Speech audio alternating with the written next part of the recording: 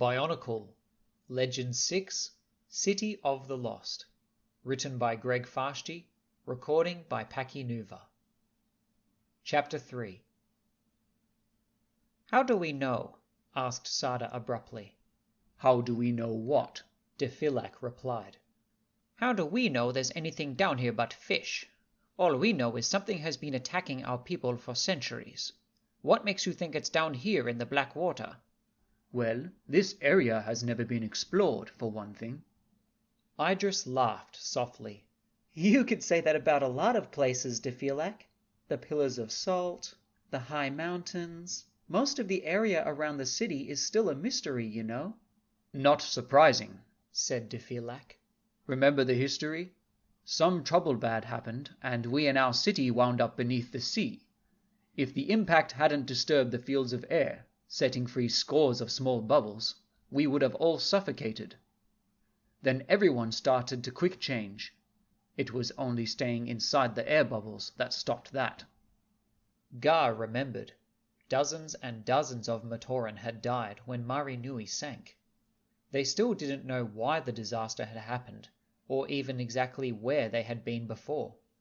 But Defilak was right. If they had not discovered the products of the fields of air within moments after sinking, they would have died or mutated, or maybe something worse. "There's something evil about these waters," he thought. "It's like the sea here is not just filled with living things, but is a living thing itself. Living and hungry." The craft lurched to the left. Then it did so a second time, more violently, this time clearly from an impact. "Watch the rocks," Gar said. "I am close watching them," snapped Defilak. "We're not hitting anything. Something's hitting us." "I saw it!" cried Idris. "Just for a second. Something flashed by." Gar pressed his mask against the crystalline windows of the cockpit. The placid schools of fish were gone. They knew by instinct when it was time to hide again, because predators were on the prowl. It was by watching them that the Matoran of Mari Nui had learned there was a safe hour. It began when the prey fish came out in great numbers, and ended when they fled back to their hiding places in reefs and between rocks. Now today's safe hour was over. The hunters were back, and one of them was hunting the Matoran's vehicle. "Sada, quick work that crank," Defilak ordered. "We need more speed. Idris, hands on the lever. Be ready to throw it and send us back up." Something struck the craft on the right side, then on the left. Then the impact came from behind, sending the fragile vehicle rocketing forward. After that, all the jarring came from the rear of the craft being struck, almost as if it was being shoved towards some unknown destination. "What's doing this?" said Idris, panic in her voice. "Why doesn't it show itself?" "They don't want us to clear see them," said Defilak. "They're trying to scare us." "It's working," muttered Sada. The impacts stopped.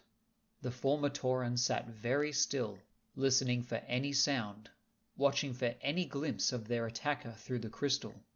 Sada started to speak, but Defilak raised a finger to his mask to order silence. Then he gestured for Sada to stop turning the crank that kept the vessel moving forward.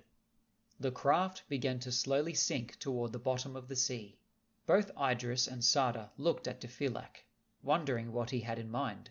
The truth was that the Lematoran was not certain himself. He was gambling that perhaps whatever was stalking them relied on hearing more than sight, so a lack of sound might frustrate its pursuit.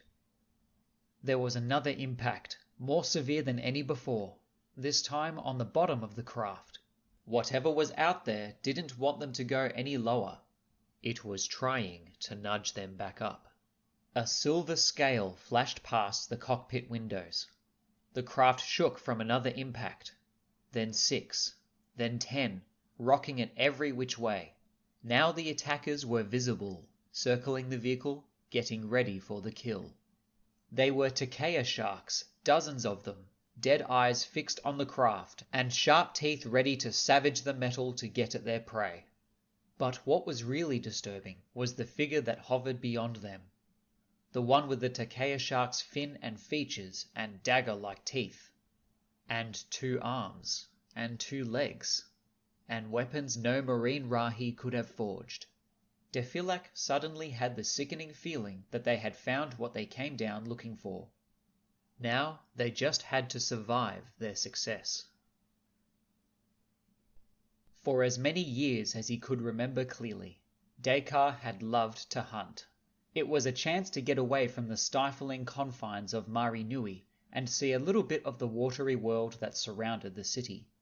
Although he was doing important work, bringing in prey fish and keeping predators away from the borders, this was also his private time.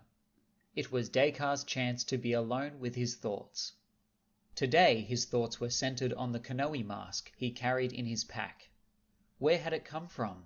What was its power? Was there really some connection between it and what had happened to that Garmatoran Kyrex, as she seemed to suggest? Or had nature simply gone a little crazy for a while? Well, one thing he was certain of. He did not feel any different since taking the mask. No vegetation had reached out to grab him, and the fish were certainly not swimming for his net. She had probably just been on sentry duty for too long, or maybe she let her personal air bubble get a little too thin. A movement caught Dakar's eye.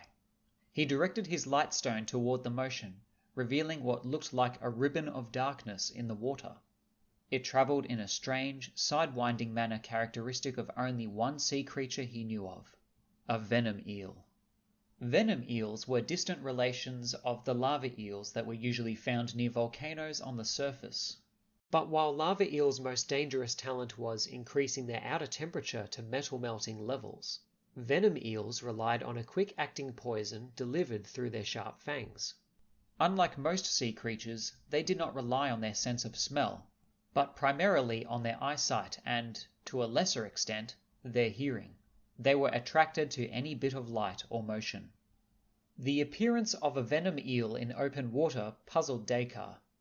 The creatures generally remained camouflaged and waited for prey to come to them. To help themselves stay hidden, their metallic hide had no scales that might reflect a stray beam of light. Rather, it was solid black and covered in slime. Though certainly a threat to Matoran if annoyed or attacked, they rarely sought out Mari Nui's residence. This was good news, for their frightening appearance alone was enough to freeze most opponents. Fighting a venom eel was not something Dakar looked forward to, but allowing one to venture too close to the city would put other water hunters and sentries at risk. He swam toward the creature, determined to drive it off. Right away, he knew something was wrong. The venom eel was even more aggressive than normal for its species. Twice it shot forward and tried to bite Dakar, narrowly missing both times. He thrust his spear at it, not really aiming to hurt, but more to scare. The eel latched onto Dakar's weapon with its jaws, trying to wrench it free from his grasp. This was deadly serious. Dakar now believed the venom eel was sick, mad, or maybe both. Allowing such a creature free rein so close to Mari Nui would be disastrous. The venom eel would have to be killed for the safety of all. The eel turned, preparing to strike again, briefly exposing its flank. Dakar thrust with his spear, piercing the creature's armor and reaching the soft tissue beneath. Convinced it was a fatal strike, he pulled the spear out and backed away from the creature. But the venom eel was not mortally wounded. Before Dakar's eyes, the wound made by the spear instantly healed.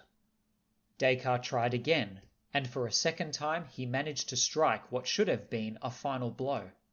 Instead, the damage was erased in seconds. The Pomatoran could practically see the creature's muscle regenerating. Dakar was a brave Matoran, one who had fought many sea Rahi over the centuries and valiantly defended his city.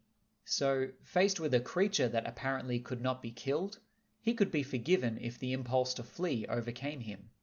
Dakar looked back only once as he swam for Mari Nui, and what he saw made him race all the faster for a safe haven. It resembled a black cloud moving rapidly through the water, headed straight for the city. Viewed a little closer, it might seem like a huge patch of vegetation that had somehow come detached from the seafloor and now floated through the ocean. But the mass of writhing shapes was not made of smoke and dust, nor were the tendrils that slashed through the water with such purpose mere strands of seaweed. No, this bizarre sight was not some harmless underwater phenomenon. It was venom eels, thousands of them, massed for an attack on Mari Nui. From her sentry post, Kyrex saw them too. She didn't pause to wonder why or how the creatures were moving on the city. After what she had just been through, she wasn't in the mood to question anything. She just grabbed the shell horn and blew into it, sounding the alarm signal. Matoran poured out of their homes and workplaces, already loading their launchers with spheres of solidified air. These were an invention of an eccentric Matoran scientist, inspired by the Hydruka's means of defense. He originally intended them as a means of transport, the idea being that Matoran could actually ride on the bubbles at a much faster rate than even a Garmatoran could swim. Unfortunately, in his first test of the system, he had ridden one of the spheres straight into the powerful arms of a Tarakava and was never seen again. The concept of solid air spheres for transportation was scrapped, and the invention was turned into a weapon. The theory was simple. The air spheres were fired from a shoulder-mounted launcher. When they struck their target, they shattered and went back to being a gas. Though harmless against Matoran or other air-breathing species, the weapon was devastating to water breathers, for whom air was a toxic substance. As the city's defenders took their places, Kyrex moved to her assigned position. She had one of the most important jobs, helping to guard the Hydruka pens. If those beasts were lost, the Matoran would have no reliable way to harvest the fields of air. A red Hydruka skittered backward at her approach. "Relax, Thulox," she said to the creature. "Everything will be all right. It's just some Rahi who are headed in the wrong direction. Maybe an undersea storm confused them." Even as she said the words, she realized they couldn't be true. A storm powerful enough to drive that many venom eels out of their lairs would have devastated Mari Nui already. Something else was at work here. She climbed onto some rocks overlooking the pens. In the distance, she could see the rest of her squad swimming to join her. They were waving and pointing, as if trying to tell her where they would take up position. She pointed to the left, indicating she would swing around to the far side of the rocks where she could better defend the outer fields. She realized too late that her friends were not signaling her about strategy. They were trying to warn her about something looming behind her. Suddenly, a huge claw snapped shut around her, and she was being dragged through the water toward Mari Rock. She kicked and flailed, but it did no good. Whatever had her was not letting go. By the time the rest of her squad reached the fields of air, she was nowhere to be seen. Karapar glanced at the squirming Garmatoran in his grasp. It seemed hard to believe that such a weak little thing might have had her hands on any object powerful enough to matter. But Kalmar had sworn this one was seen with the mask, and if she didn't have it, she would know where it was. It was Karapar's job to find out what she knew, and if she didn't survive the experience, well, the sea was a harsh place, after all. End of Chapter 3.